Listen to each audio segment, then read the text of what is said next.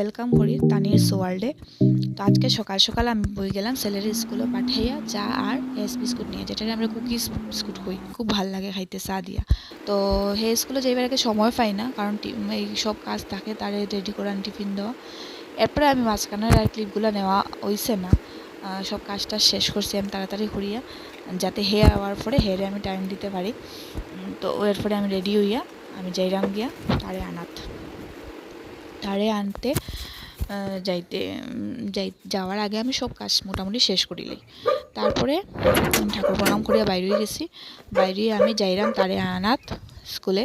তো ছাতাটাও সঙ্গে রাখছি, কারণ হঠাৎ করে বৃষ্টি এইব, হঠাৎ করে রৌদ্র, মানে ঠিকানা নাই। তো এরপরে আমি অটো তুটিয়া তার স্কুলে পৌঁছে গেছি। স্কুলে পৌঁছিয়া আমি তারে নিলাম, আমি তারে নিয়ে বাইরে গেছি। হে আমার সঙ্গে গল্প করে আর কি, তাহলে কি তা না স্কুলে এসে। তো এরপরে আমরা আরেকটা অটো তুলছি।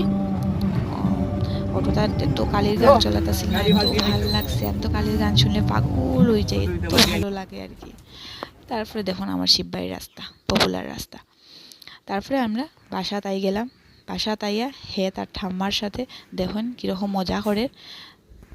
আমরা সবাই করছি এরকম ছোটো থাকতে, আর খুব ভাল লাগে। আর সবাই ঠাম্মার সাথে মজা করে, ঠাম্মায় ইয়ে করলা। এরপর ড্রেস চেঞ্জ করিয়া তারে একটু সাইকেল চালায়। তো আমরা তখন ঘরের ভিতরেই চালায়, বিকেলবেলা দেই বাইরে চালায়, আর মানে গলিতে চালায়, এখন ঘরের ভিতরেই চালার। তারপরে হঠাৎ করিয়া দেখুন এখানে ধাক্কা খাইল নে, নিজেও গাইস বেজে গেছি।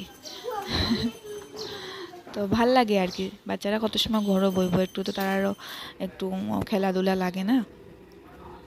তারপরে আমি খুশি চলো ঘরে যাই গিয়া আমি ব্রেকফাস্ট করে নিলাম। আজকে সয়াবিন তরকারি ছিল রুটির সঙ্গে, শাশুড়িমা বানাইছেন, খুব টেস্টি হয়েছে। তারপরে মায়ে হলা পানি আজকে চলো গুড়ির মালপোয়া খাই। তো গুড়ির মালপোয়া আমি বানাইলাম, রেসিপিগুলো পরে শেয়ার করমু, এক ভিডিওত হয়েছে না। তো তোমরা যদি মালপোয়াগুলো সুন্দর লাগে তো কমেন্ট করিও।